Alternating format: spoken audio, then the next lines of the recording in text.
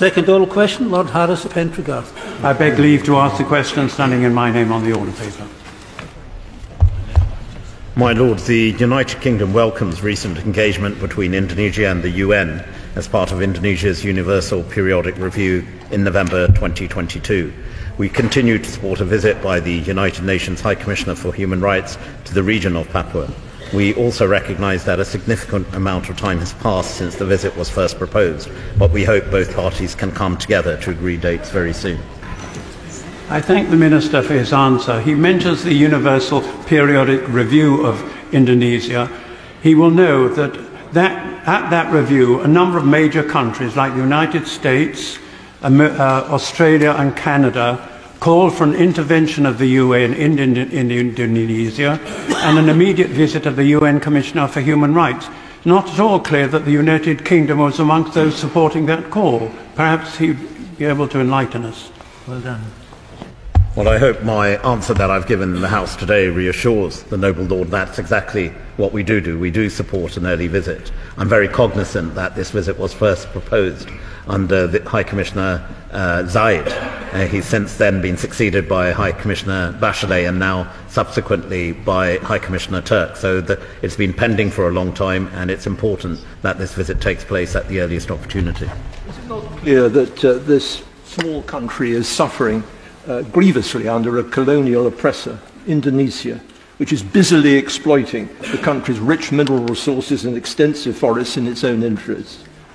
Will the government do all in their power, in conjunction with Commonwealth partners in the region, to get the UN to act, and to act decisively? My Lords, I think what is important is that we highlight, as we do with key partners, the issues as they arise within the context of human rights, and ultimately I agree with my noble friend that we need the UN, and the next step is very much for the High Commissioner to undertake this important visit. My Lords, it's over a year now since the UN Special Rapporteur reported allegations of extrajudicial killings, enforced disappearances and forced displacement of 1,000 indigenous Papuans. Can the Minister confirm whether he and even his ministerial colleagues or our ambassador in Jakarta have made representations to his Indonesian counterparts about the contents of the report? My Lords, I assure the Noble Lord we engage quite regularly, and in terms of Papua, we recently had a visit from our team on the ground, and we do use our bilateral engagement, which is in a very strong place with the Indonesian government, to raise a broad range of issues, including the situation in Papua, but also importantly on a broader range of human rights as well. My Lords, would the Noble Lord, the Minister, perhaps just go a little bit further in explaining why it was that the UK doesn't seem to have been part of that group of 8 countries which pressed for an early visit by the High Commissioner for Human Rights?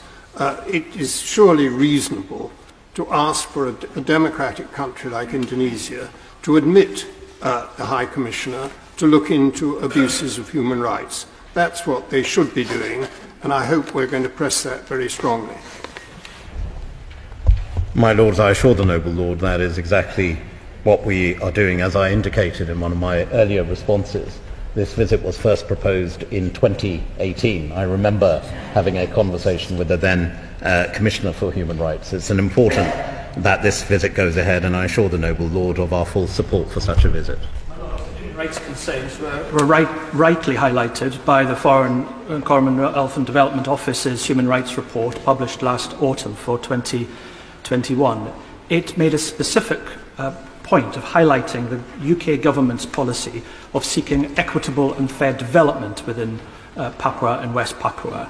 But in the government's strategic partnership roadmap for Indonesia, published last year, there's only reference to terrorism in Papua, no reference to any equitable development, no reference to human rights. What's the point of the Foreign Office highlighting human rights concerns if it does nothing about it in its negotiations with the country in question? My Lord, the Noble Lord understates the importance of the Human Rights Report. It's something that I'm very proud that the Foreign Commonwealth and Development Office continues to produce.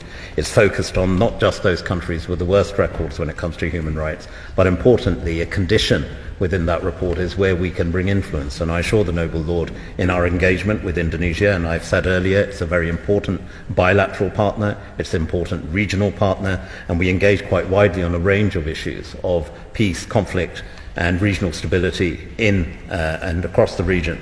And Indonesia is a key partner. And in all these meetings, we raise the important issues of human rights, as I said, on a broad range of issues. And we are seeing on a broader range of human rights some progress in Indonesia, including on areas, for example, of freedom of religion or belief.